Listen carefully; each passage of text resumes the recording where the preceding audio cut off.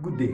My name is Jex Emmanuel Chooks of World Ecumenical Evangelical Fellowship, and by the grace of God, I am privileged today to bring us the analysis of what is happening right now in Nigeria. And first and foremost, I want to bring a point up which is very uncommon to observers. If you don't notice what is happening in Nigeria now, my dear, maybe by the time you realize it, it will be too late. But this is it. Um, my story goes for the Yorubas, goes for the especially the Lagos Yorubas. The reason why I say my story goes for the Lagos Yorubas is this.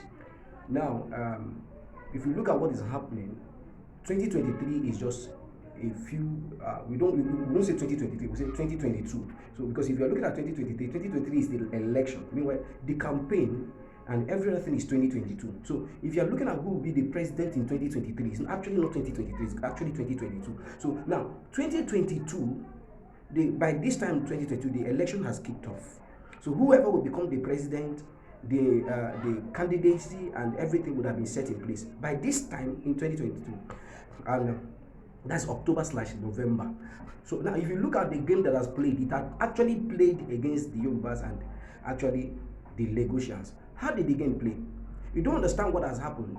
The power that be knew that come 2023, that what's going to happen is that the Yoruba is going to produce the next president, likely. And these are the four persons that could likely be presented by the Yorubas. The first persons, the Jagaban of Lagos, Bola Ahmed Tinubu, or Fashola, or the next person is possibly, but not really likely, because he hasn't built he hasn't built a national political reputation yet, which is the governor of Lagos, Sanwo-Olu.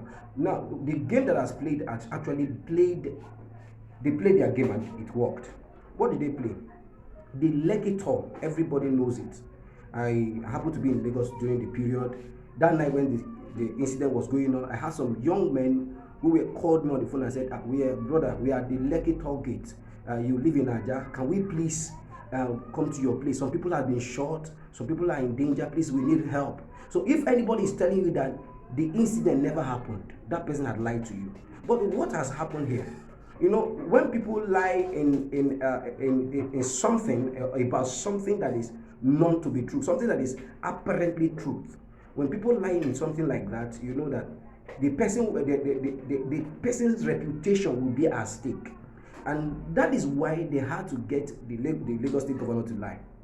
The next thing they did was to get Bola Ahmed Tinubu to lie. Now, the next thing to do is to get Fashola to lie. Another thing they now did was to get Osibanjo also involved in this matter. Now, Professor Osibanjo, Bola Tinubu, Fashola, these are three national renowned persons of high level of reputation in this nation. Now, if come 2022, Professor Osibanjo likely to contest for 2023 election, and Bola Ahmed Tinubu likely to contest for 2023 election, and Fashola likely to contest for 2023 elections. They are going to reach a consensus where out of these three persons, the Yorubas are going to reach a consensus where out of these three persons, one person will be nominated to campaign and to contest for presidency. So that is why they had to make sure that these three persons, their reputation. What is the business of Mr. Fashola and inspecting a toll gate incident? He's a minister, so what is his business? There are a lot of other people, but the reason why they have to do is so that they will play his reputation. They will play his reputation alongside the fake news and lies that they had programmed. So now, the man's reputation, nobody could trust him. Now, you know, when you lie in something that is apparent, you lose your trust. So people will never trust you again. And that's exactly what they also, they wanted these people to lose their trust. And that is why they had played it. Now, the next thing they played it to be a tribal conflict. Because they know that if the Yorubas and the Igbos team up together, they are likely to produce a president come 2023. And these are people who doesn't want to lose power. So that means that what is going to happen now come 2023 is this. These four persons from the north has lost their reputation.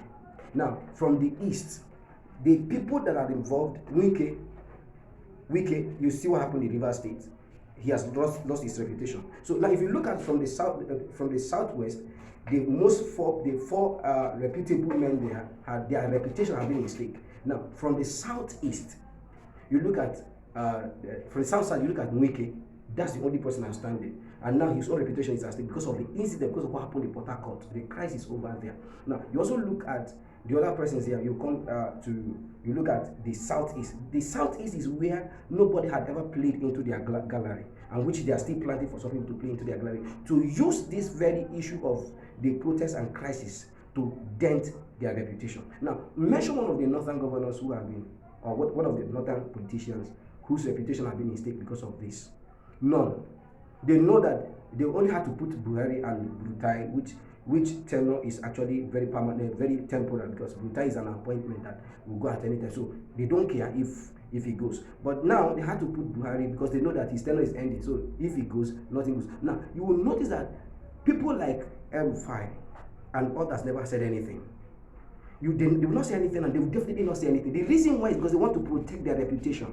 They don't want to be seen as liars. And that's why they could appoint a minister from the West. Also, Lai Mohammed, I don't remember, so whatever the name of that man is. Lai Mohammed, yes, thank you very much.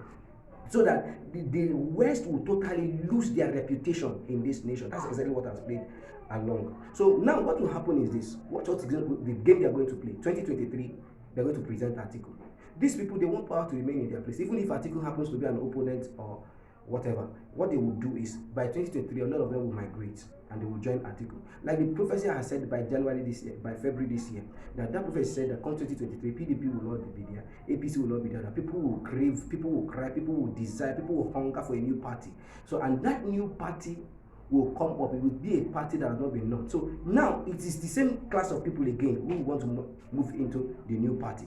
And now what they want to do is either they bring Atiku in to contest for presidency, or they look for somebody younger to contest for presidency. So that when you talk about the people, the Westerners, you will notice that when you talk about the Southwest, they will say, well, this person lied, this person lied, this person lied, this person lied. So when they have said that, automatically you can't lie in something that is apparent and still retain your reputation. So what I'm trying to say here is, know this and know it very clear.